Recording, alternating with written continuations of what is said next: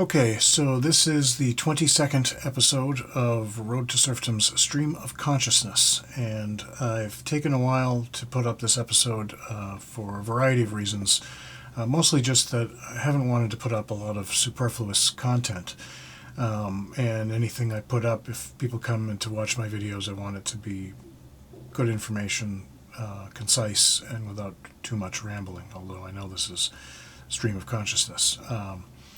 My first episode, my first video episode was 45 minutes long, and it was just the first take, one take, and I probably got lucky with that. I'll probably have to do multiple takes now, especially with as many gizmos as I have here. I have multiple cameras, multiple microphones. The idea here is that if any one fail, it's not a loss of my content. I'm calling it the redundant array of unreliable equipment. So in addition to this episode, this video studio is for doing the Road to Serfdom, the Gentleman's Magazine's auctions. I meant to be the documentaries, but I have to sell these very soon to raise money if I want to avoid having to do another begathon very soon. I won't do another berate-a-thon. Thank you all for helping me with that. I'm embarrassed that I did that, but times were pretty tough, and so it worked.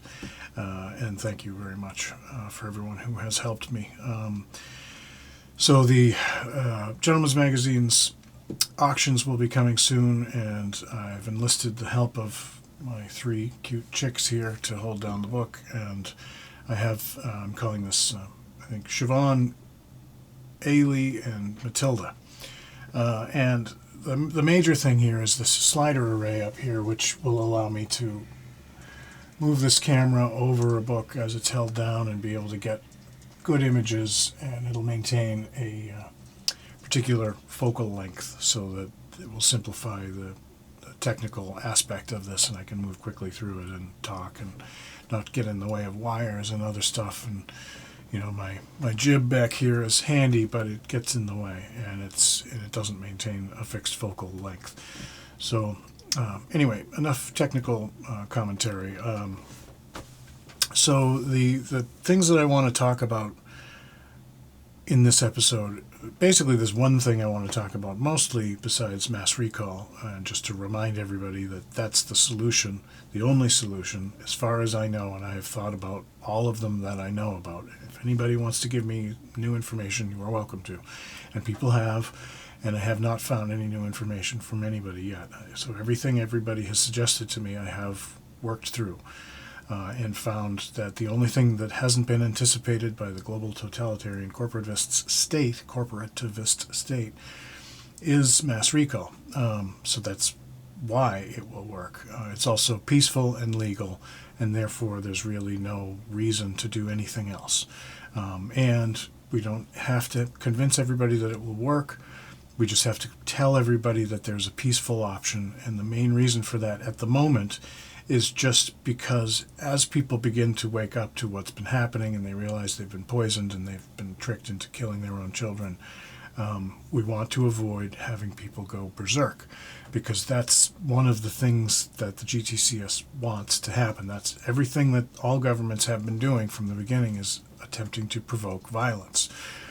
And we have to not do what they want us to do. So tell everybody about mass recall. You don't have to convince everybody. It doesn't have to be an argument. Just let them know that that's an option. And that way, when they get, and if and when they get to the point where they realize what's going on, they won't just go nuts, hopefully. So one of the things that I haven't really fully explained here, and I hear a lot of comments on Twitter relating to, is corporativism. And so I think I'll go into a little bit of depth about what the actual thing is. It's an ideology. I usually refer to the Encyclopedia Britannica definition of corporatism. One of the words that is synonymous is corporativism. The reason I use that word is because people haven't heard it. So when they hear that, they say, what's corporativism? Don't you mean corporatism? And I say, well, yes, I do mean corporatism, and I do mean fascism, but most people don't understand what fascism and corporatism are. So by using this word that is unfamiliar, corporativism, which is based on the anglicized version of the original Italian corporativismo, I can explain both the etymology, the history, and what it is. And it's an ideology, and it's basically a way to arrange society, a plan for society. And the idea is to separate society out into groups that are managed by corporations that are nominated by the government. And as we know from Mussolini, in corporatism, fascism, it is the state that is above everything. Nothing is above the state, nothing is before the state. And the corporations are delegated management of sections of society, generally speaking, economic sectors. They're awarded monopoly power or cartel powers if it's a multitude of corporations that are managing a particular economic sector, and they are delegated the task of implementing, enacting, and enforcing policies, central planning policies of social and economic nature from the state. And in countries such as the United States, where we are ostensibly a constitutional republic still, they can't just be overt like Mussolini and say we are a corporativism and we're assigning these delegated tasks to these corporations and they are going to be state-like functions that they will manage. So instead of that, they just sort of pretend that they're private institutions, do all the very same things that Mussolini would have done, give them all the same orders. And then if anybody catches them doing what they're told to do by the state says, oh, geez, why are you guys doing that terrible stuff? Well, we'll put you in front of Congress and we'll slap the back of your hand. And then we'll take all those policies and all those actions and we'll redelegate them to some other corporation and they'll pick up where you left off. And then everybody will say, oh, see, they got rid of that terrible corporation. And so nothing has changed. The first corporation advanced the policies this far, and the next one will go even farther. And in the worst case scenario, they can delegate the task to they can fully nationalize the system or service or product or whatever it is, whatever the thing is that the state is trying to achieve can be nationalized. And some people will say, oh, see, that's super great. Now there's no terrible private actors that are going to control this, and so they'll certainly do the right thing now. But this is what corporativism is. This is the whole thing I'm trying to explain, is that it has nothing to do with capitalism. It's not about making money at all. In fact, many corporations do not actually show profit. And the ones that make enough money to operate usually do so by being directly subsidized by the government. And if they're not directly subsidized by the government passes laws that make it impossible or illegal for anyone to compete with them, so they get enough market share to pay the bills, so to speak. But usually they're directly subsidized. So these are virtual departments of the government. It makes more sense to think of these corporations as agencies or departments of state. So it's the Department of Social Media. It's not Twitter and Facebook. These are agencies of the Department of Social Media. And it makes perfect sense once you look at it that way. So corporativism is an ideology, and it's a collectivist ideology. When people say the state, the root word is corpus for corporation, and in Latin that means of the body. So the implication here should be clear to everybody that a corporation is of the body, and the body is the state, and the state is the be-all and end-all. It's the super entity, and we're all subordinate to the state, including the corporations. So as an ideology, it's manifest as a government, and all it does, that just means that because the ideology actually refers to how people are governed, the translation of the government form is fairly obvious. The only real trick here is the sneaky bit of tricking people into thinking the corporations are private organizations, private institutions, but they really aren't, and they never were. So if anybody wants to talk about privately owned companies, just call them companies. Call them firms if you want. I know Ludwig von Mises preferred that term. But anything that's called a corporation means that it's been given a charter by the government, and awarded monopoly power over a section of the economy. That's what it means. That is not a capitalist function. There isn't the whole purpose of capitalism is anarchy of economy. Capitalism is this idea that the best circumstance will be arrived at if everybody is in direct competition and there is no preference. And nobody is granted any preference and nobody is prevented from competing. And the people who make mistakes, either accidentally or intentionally, are punished by the market and by the people. So, corporations and the government avoid all competition and they avoid all punishment. So they are the antithesis of capitalism. And so when I hear people talking about corporations as if they're capitalist, or they throw the word capitalism in when they're talking about what's happening right now, I'm getting tired of having to remind everybody that this has nothing to do with capitalism. Capitalism is the answer to this. If we had capitalism, we would not have this situation. So I'm not really... I'm trying to think of specific examples here. I mean, the obvious ones are these Pfizer and Moderna and all these giant pharma companies that are getting directly paid by the government. They are giving specific, they're being absolved of all legal responsibility. The government is damn near, if not actually, mandating legally. I mean, this mandate term is a tricky term. So much of this is language. So they haven't passed a law that says you have to get the shot, but they've mandated it. What does mandate mean? Mandate means a really firm request. Most people think a mandate is a law, but it's actually like a compulsion. But it's just shy of a legal requirement. So the government can say, well, we never passed a law that said you had to do that. But every single corporation that is doing what the government tells them to do makes it so that it might as well be a law, right? State-like powers. And these corporations are monopolies in their economic sectors, so there's no competition. So when a corporation that's controlling an entire economic sector does something because the government tells it to do it, it might as well be a law. So this is the core strategy of this particular form of totalitarianism. And we see it all the time. We see this with the Agenda 21 stuff, where these governments of all forms, at all levels, central government to county and state, down to your local town level bureaucracies, have made these non-binding agreements with the UN and other organizations and these NGOs to do all this stuff nobody has agreed to, nobody is aware of. And it's all part of this big plan to subjugate humanity. And I've talked before about the historical background of Malthusian anti-humanism and how that is being implemented with cybernetic social engineering in the media sense.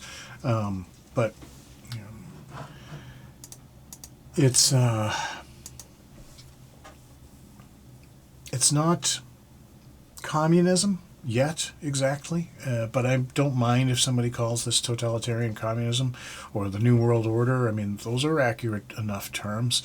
I've chosen the global totalitarian corporativist state specifically because it hasn't been used before. It's particularly specifically descriptive of the actual government form and ideology we're up against, and it also has this advantage of not being familiar to everybody. But technically speaking, it's what we have right now is not capitalism, it is not communism, it is fascism, it is corporatism, it is corporativism. But you need to know what corporativism is. Corporativism is not private companies getting control over the government by bribing specific bureaucrats. And that's really a reference to the classical liberal interpretation of that function in, the larger a government gets, the more opportunity there is for people who are leaders in a market who have a lot of money to be able to have undue influence on the regulators of a particular thing once you have a government large enough to regulate an industry. And this is known as regulatory capture in classical liberalism. But that's not what's happening here. This is the government dictating this down to the corporations, and the corporations are doing exactly what the government tells them to do. Now, the history of just the word regulatory and regulation is important to connect to cybernetics, because in cybernetics, the original example of cybernetics is the steam engine regulator. And that is a device that as the steam engine gets too hot, it causes this regulator to spin faster, and that makes the device pull up the thing, which limits how much power the steam engine can produce. And so it's a self-regulating system that if it produces too much energy, if it works too well, it is hindered and restricted by a system that is built directly into it. And our regulatory system is very much like that. It is a cybernetic system, and the idea is to restrict and limit its progress. So whatever department, whatever industry is being regulated, the regulator's job is to make sure that it doesn't succeed too well, that it doesn't expand, that it doesn't come up with solutions to problems before the planners are ready for those solutions to be disseminated, or for those solutions to be modified in such a way that they work best for the regulators, or the directors of the regulators, for the central state, for the government. Everything must be done in a way, and can only be allowed to be done in a way, that benefits the government or fits within the central plan. And just the idea that we have, as I said before, we're supposed to be a constitutional republic, so it's technically illegal for the government to do social or economic planning. That's why it has to delegate these things out to corporations in the way that we're experiencing corporativism. Eventually, if they feel like they can get away with it, they'll just openly admit that we're corporativism and that this is how it works. But for now, the idea is that they get all the benefits of doing it that way, and if anybody catches them, all they have to do is say, oh, that corporation was a bunch of bad guys, and we're going to give it to this other corporation, which isn't bad guys, and they're going to do exactly the same thing. And if everybody says, well, no, you've got to do it yourself, you've got to make it a national program. Okay, well, so we won't give it to a corporation. We'll just have, we'll no longer have car manufacturers like GM and, whatever. We'll just have the Department of Cars, and then we'll nationalize the whole thing. And we see this all the time with electrical manufacturing, electrical production at the city and town levels, where they just effectively nationalize that service rather than have corporations involved. And that is a response to having corporations that were nominated by the government to do things that people say, well, that's a terrible company who's doing these awful things to us. You just need to take it over as a town and do it that way. And so whatever happens, whether we catch them doing it or not, the response that most of the people want is what they want too, which is to put it directly into the government's hands. So it's already being controlled by the government, vicariously, if you want to say it that way, through the corporations. But if anybody complains loudly enough, then they're just going to take it over directly. And these are not the direction. This is not the direction we want to go in for fixing things. We want to go towards individualism, towards privatization, towards capitalism. We don't want the government or corporations to be involved in any of this. I don't think there's a reason to have governments or corporations or NGOs or bureaucracies of any kind as we go into the future. They have not proven to be useful things at all. Now, I'm not saying that people can't get organized to formulate their thoughts. That's fine. Messaging, or all of that, as much as I might not like their message, that's fine. It's this making agreements, and then even if they're non-binding agreements, forcing everybody to adhere to them. That is governance, and we don't want that anymore. That is not a helpful way to advance humanity, and it's not an accident, because the purpose of it is to prevent the advancement of humanity. So the sooner we realize these facts, the better. And we can start to address these problems.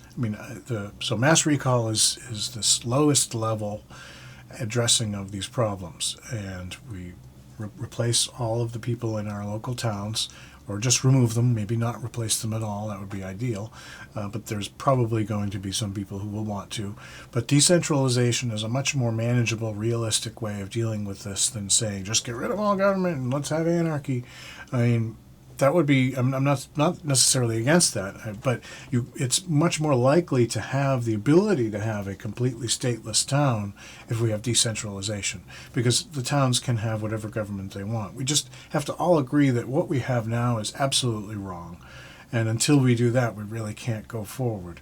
And we really can't solve this problem until pretty much everybody agrees on this point, because this decentralization solution, this mass recall, will work only if everybody does it. If just a handful of people do it in isolated cases, the central government will make an example of them and kill them, or whatever, because they'll say, "Oh, they're rebels. They won't accept, the central state's rules," and so that's why we all have to do it at the same time. So it's peaceful and legal, but they'll still kill us if we're not all doing it. And if we all do it, then we have this additional supporting conclusion, which is that we've removed the supposed consensus of willingness to concede our rights away. And that's generally how almost all governments and governance is justified, is this implicit agreement that we've all made that we allow them to do it. And if we don't allow them to do it in our own homes, and all of us don't allow it to do to us in our own homes, then they can't make that claim. So that is, if you want looking for a legal path to justify this, that is ultimately the ideological, legal, intellectual argument. But practically, in this mass recall model, the other really important thing is that it actually frees all of us directly from immediate tyranny in our own towns, in our own homes, right away. And then all of the other problems that we have, and there will be many, and this is dangerous ultimately because the governments will not want to relinquish their powers. But those problems become not your problem for you and your kids. They're no longer going to be torturing your kids and killing you, at least directly, if we do it this way. So that's why mass recall is the only solution. And I hope I've kind of explained corporativism well enough that people understand that that this is not a bunch of rich people just trying to make more money. The really rich people already have all the damn money. So they don't really want more money, they want power. And a lot of people understand this. Even the people who talk about capitalism understand that really the object here is power. And maybe that's the point we should all begin to agree with. And my ultimate argument is that power is best contained with capitalism, because you don't just automatically get to sell stuff because you make lots of stuff. If people decide they don't want to buy your stuff, they don't buy your stuff, and you don't want to have any money, and that's it. If you have a government that gives them a whole bunch of money to keep them afloat because the market is not rewarding them right now, that's not capitalism. So all subsidies, all this stuff that is keeping these corporations going when they ought not to survive, is part of what we have to get rid of. But I also want to make it clear that the corporations are not really private companies. So this is not a question about capitalism. This is a question about surreptitious government. And you really should think about these corporations as virtual departments of government. Think of it as the Department of Social Media. Don't think of it as a private corporation that's called Facebook or Twitter. And there's a lot of supporting data for this too. But that's basically what I wanted to say for this episode. And this is a little bit longer than my normal episodes, but hopefully I've covered some of the basics of that. The other thing that I just happen to be talking about is nuclear power. And it's one of the most important things we need to be talking about, because energy independence is a key part of decentralization, because you can't really be decentralized if you don't control your own energy. Same thing goes for food. So we need to control our own food and our own energy. And the only really good way to do that all over the place, almost immediately, is with nuclear energy. And governments have gone out of their way to prevent nuclear energy from taking for this specific reason. They'll tell you it's because terrorists will make bombs and blah, blah, blah. That's all bullshit. I mean, somebody was talking about dirty bombs. Dirty bombs are completely a government invention. No person has a use for a dirty bomb. And a dirty bomb would be made from the kinds of short half-life, high radioactive materials that you'd find in medical imaging. So all the dirty bombs would really be hospitals. If people were worried about dirty bombs, they'd close down hospitals and not let people get medical imaging anymore. And maybe that's probably something they're going to bring out soon, is it's just too dangerous to have healthcare because people could make bombs with it. Yeah, but that's the logic. So, and besides that, nuclear power, if the correct designs, the good designs, the small designs, the modular designs, they are actually fail-safe. They do not, there is no way for them to melt down. So it's a complete lie that people talk about nuclear energy being unsafe.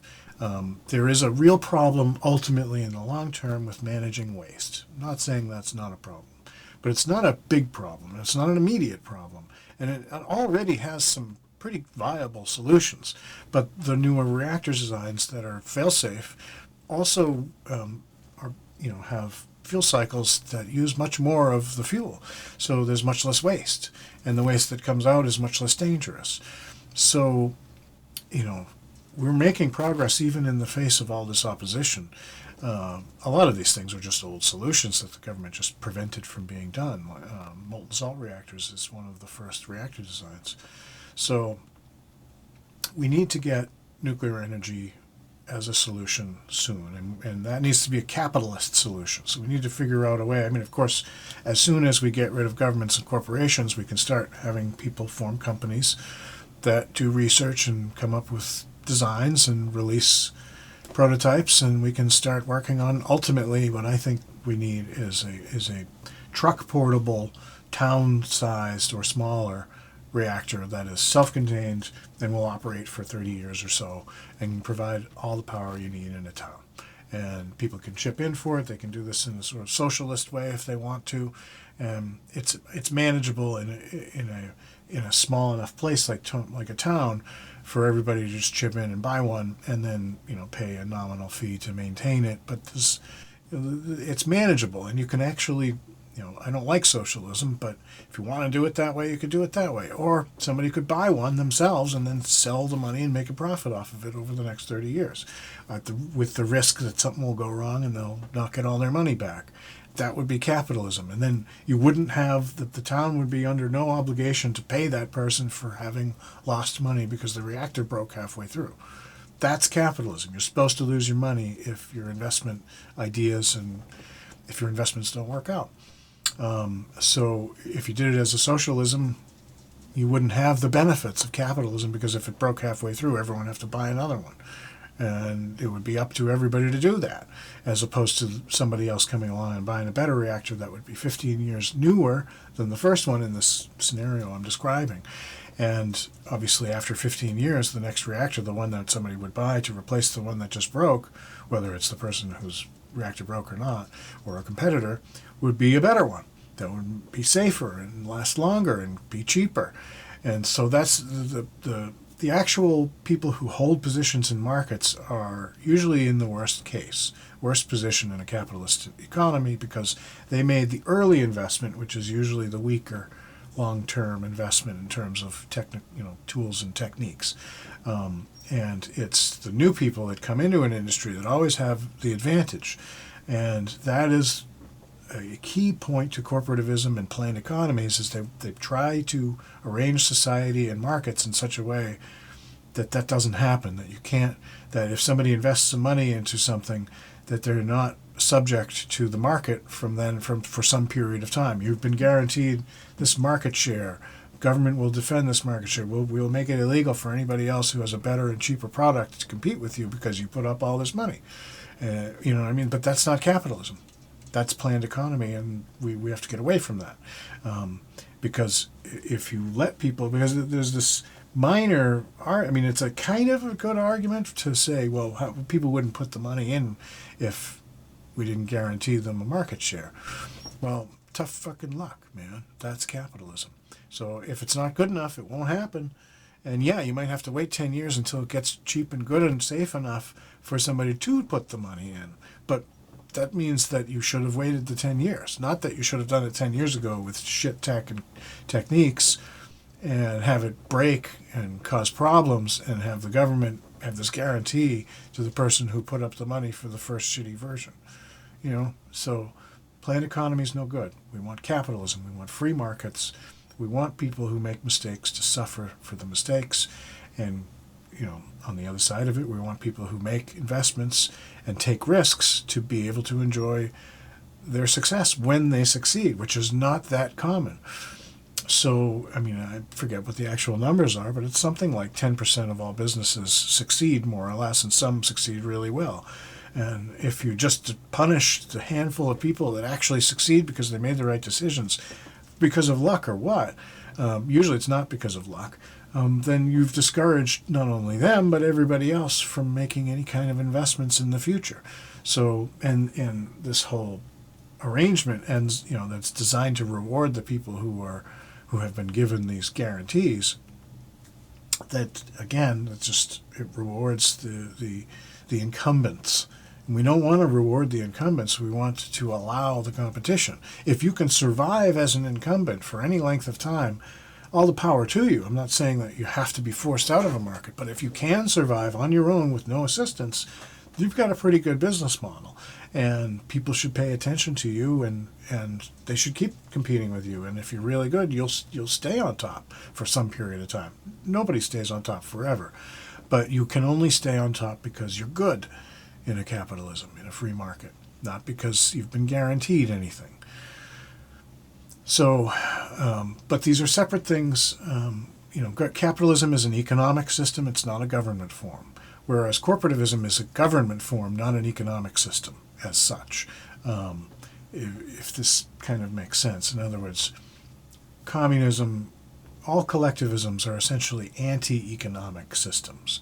They're systems that declare economics to be evil and that planning is much better and you can replace economics with planning. If you're talking about economics at all, you mean capitalism. That's what economics is. So hopefully this is something that will get through to people and they'll understand that there is a balance, there is a trade-off here, and that the trade-off is between rewarding the handful of people that government chooses to give contracts to and guarantee long-term support, and the possibility that your investments might go wrong and nobody will support you. But on this side, the possibility that you might go wrong is balanced out by the possibility that things will work out. And we always allow new people to try. And we would much rather have that than this. So that's it for now.